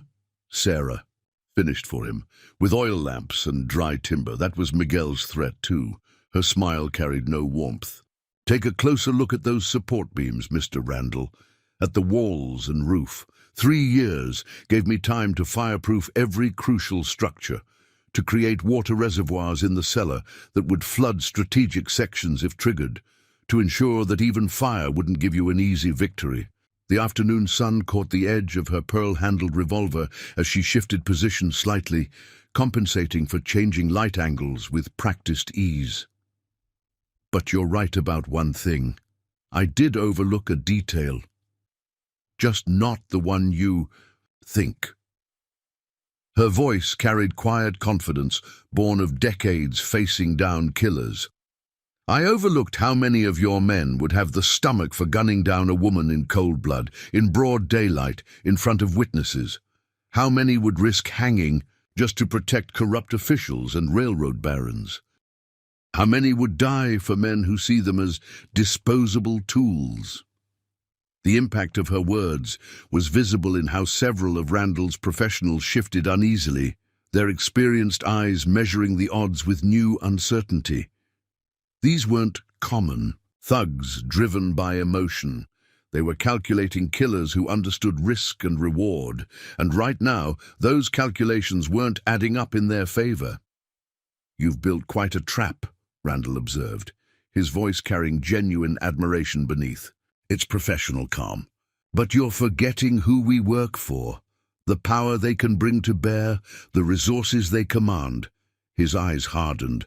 "Even if some of my men balk, others will come. Professionals who don't care about witnesses or justice or the federal." "Marshals I contacted 3 days ago," Sarah interrupted smoothly. "The ones who've been tracking your operations across 3 territories. Who are particularly interested in those missing girls and the corrupt officials who helped hide them." Her smile was sharp as a knife blade. "Did you really think I spent 3 years just preparing this store? That I wasn't also building cases, gathering evidence, making connections that would stand up in court?" The impact of Sarah's revelation rippled through the confrontation like a stone dropped in still water. She watched understanding dawn in Randall's eyes, the realization that he faced not just a talented gunfighter, but someone who'd spent 3 years methodically dismantling the entire criminal enterprise he served. Through the store's windows, his men exchanged uncertain glances, their professional composure cracking as they processed the full implications of her words. "Federal marshals," Miguel spat, though blood loss had weakened his voice. "You're bluffing. Our sources would have warned us if..." "If what?" Sarah interrupted coldly. "If law enforcement was building cases against corrupt officials, gathering evidence about missing girls and land fraud. Your sources were too busy covering their own tracks to notice what was really happening." Her revolver remained steady as she tracked subtle movements among Randall's men. Every piece of evidence has been documented, every connection mapped, copies distributed to federal offices, territorial governors, and newspaper editors across 3 territories. Even if you kill me now, the truth comes out tomorrow. Udin through the windows, she caught sight of Emily watching from deep within the boarding house, the girl's expression showing she finally understood the full scope of her mentor's work. Every lesson about observation, about recording details, about keeping careful books. It hadn't just been about running a store. Sarah had been teaching her the skills of investigation, passing on knowledge that might be needed if things went wrong today. "Your employers won't thank you for this exposure," Sarah continued, addressing Randall directly. His cold professionalism marked him as the most dangerous threat, a man who killed for reason rather than passion. Men like them survive by keeping their hands clean, by maintaining distance from the actual violence. But now, every newspaper from Missouri to California will be asking questions about missing girls, about burned farms, about judges suddenly growing rich on modest salaries. Randall's face remained impassive, but Sarah saw the calculations running behind his eyes. Like any professional, he understood that changed circumstances required adapted strategies. His hand moved slightly, a subtle signal that caused his men to shift positions, not to attack, but to create space for withdrawal. "Consider your position carefully," she pressed, knowing this crucial moment would determine whether blood would still stain Cedar Grove's dirt. "Your employers won't risk public exposure of their activities. They'll cut ties, deny all knowledge, sacrifice everyone involved to protect themselves. The only question is whether you and your men want to be part of that sacrifice." The afternoon.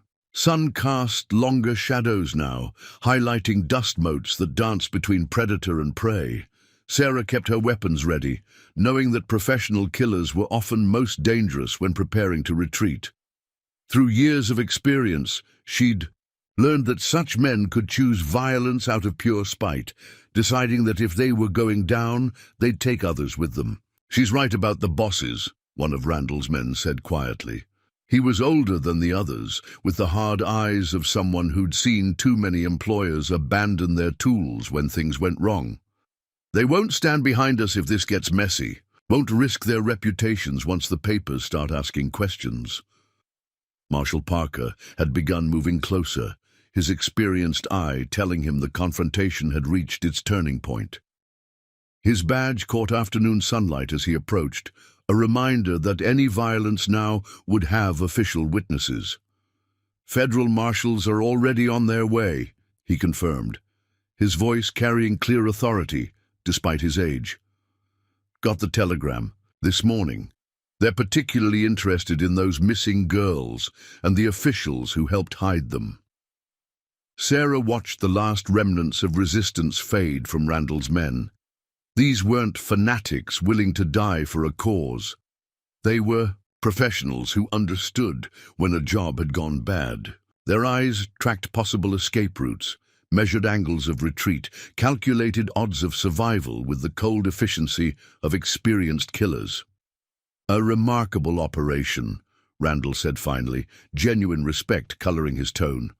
3 years of patience, of gathering evidence while maintaining your cover, of preparing for this moment while appearing to be nothing more than a simple shopkeeper. His hand moved deliberately away from his gun. "I've crossed paths with federal marshals before, Mrs. Mitchell, never met one who could match this level of tactical planning." "That's because most lawmen think like lawmen," Sarah replied steadily, watching his men for any sign of betrayal. I learned to think like the criminals I hunted, to understand that sometimes the best trap isn't the most obvious one. Her eyes moved to Miguel and Ramon, whose faces showed the dawning realization of how completely they'd been outmaneuvered.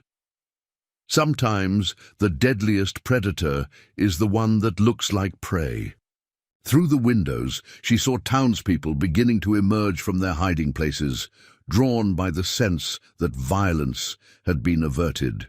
Emily stood in the boarding house doorway, her young face showing pride in her mentor's revealed strength. Other faces showed mixed shock and awe as they realized the quiet widow they'd known for 3 years was actually a legendary peace officer who'd been protecting them in ways they'd never suspected. Your men have a choice to make, Sarah announced, her voice carrying clear authority. Surrender now, provide evidence against your employers, and I'll speak for you when this comes to trial. Choose violence, and I'll show you exactly why they used to call me Swift Sarah. Her finger remained steady on the trigger, ready for any last desperate moves. Decide quickly. Some choices don't allow much time for consideration. But the last rays of afternoon sun painted Cedar Grove's main street in shades of gold and amber as Randall's men laid down their weapons one by one. Sarah watched through her store's windows as Marshal Parker supervised their surrender. The old lawman's movements carrying the precise efficiency of decades of experience. The clatter of gun belts hitting dirt marked the end of not just a confrontation, but of an entire criminal enterprise that had thought itself untouchable. Miguel and Ramon Martinez sat slumped against the store's counter, their wounds professionally bandaged by the town doctor who'd finally been allowed to approach.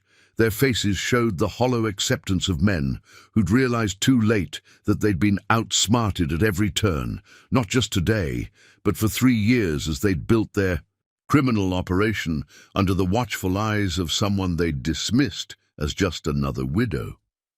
You knew from the beginning, Miguel said quietly, his voice carrying defeat rather than anger now. When you first came to Cedar Grove, you chose this town deliberately, didn't you? Sarah maintained her vigilance even as the last weapons were collected, years of experience having taught her that victory could turn to tragedy in a heartbeat if you dropped your guard too soon.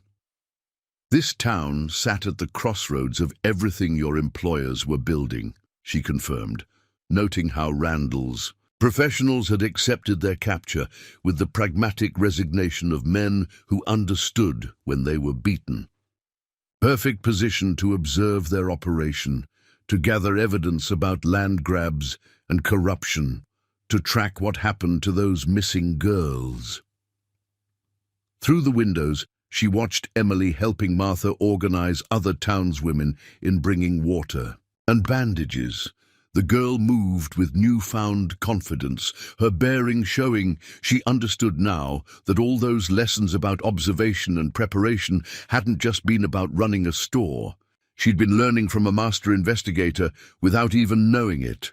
3 years, Ramon marveled, shaking his head slightly, playing the quiet widow, running your store, all while building a case that will bring down judges and mayors. That's some kind of patience, Senora. Not patience, Sarah corrected, her voice carrying memories of countless stakeouts and investigations. Justice. Real justice doesn't always come quick and dramatic like in the dime novels. Sometimes it takes years of careful work, of gathering evidence piece by piece, of building cases that will stand up in court. Her eyes hardened. Sometimes it means watching bad men commit crimes you can't stop yet, because bringing down their entire operation matters more than any single arrest. Randall looked up from where he sat with his surrendered men, his professional mask finally showing genuine emotion. Your husband would be proud, he said quietly. Thomas Mitchell's reputation in law enforcement circles was legendary, but this, building a case this comprehensive, preparing tactically while maintaining perfect cover, this is the kind of operation they'll teach at federal academies.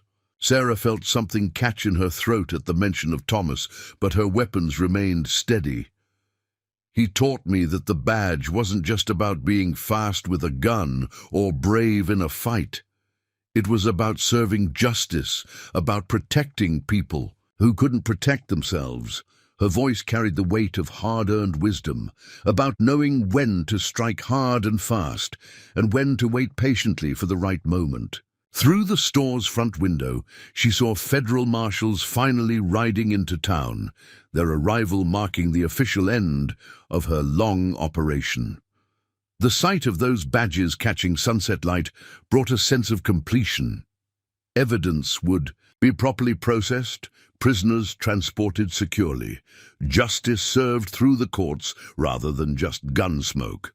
"Miss Emily," she called out, her voice carrying clear authority that made the girl straighten proudly, "would you mind watching the store for a few days? I'll need to help the federal marshals sort through all our careful bookkeeping." She saw understanding dawn in the girl's eyes. All those lessons about maintaining precise records had been about more than just inventory and sales. "Yes, ma'am," Emily replied, her voice steady as she grasped the responsibility being placed in her hands. "I remember everything you taught me about watching the books, about observing customers, about keeping track of details." Sarah allowed herself a small smile, knowing that Cedar Grove's future had grown stronger through this crucible. The town had seen that evil could be fought with patience and intelligence as well as guns and courage. That justice might arrive, wearing an apron and selling penny candy, watching and waiting for the right moment to strike. "The store's yours now, officially," she told Emily, catching Martha's approving nod. "I've got papers drawn up and everything. Time I admitted that running a shop was just a cover. My real work here is done." She saw tears spring to the girl's eyes, but they were tears of pride rather than sadness. "You've learned more than just shopkeeping these past 2 years. Use that knowledge well." As the sun sank toward the horizon, Sarah Mitchell, once again properly titled as Federal Marshal Sarah Mitchell, watched her carefully laid plans bear final fruit. Corrupt officials would face justice, missing girls would be found and returned to their families, and an entire criminal enterprise would be dismantled through the patient application of law, rather than just gun violence. The pearl-handled revolver's weight felt familiar at her hip as she finally stepped out from behind the counter, ready to help federal marshals process evidence she'd spent 3 years gathering. She'd honored Thomas's memory not just by bringing down criminals, but by doing it the right way, through careful investigation and rock-solid evidence that would ensure justice was properly served. Cedar Grove would remember her not just as Swift Sarah, the legendary gunfighter, but as someone who'd shown them that true strength often came wrapped in unexpected packages. That justice sometimes worked best when it moved patient and quiet, watching from behind a shopkeeper's counter while building cases that would stand the test of time. The store's bell chimed one final time as she stepped out into the street, its familiar sound marking the end of one chapter and the beginning of another. She had a feeling Thomas was watching somewhere, smiling at how she'd managed to serve both justice and mercy, bringing down criminals while teaching a new generation that law enforcement meant more than just being quick on the draw.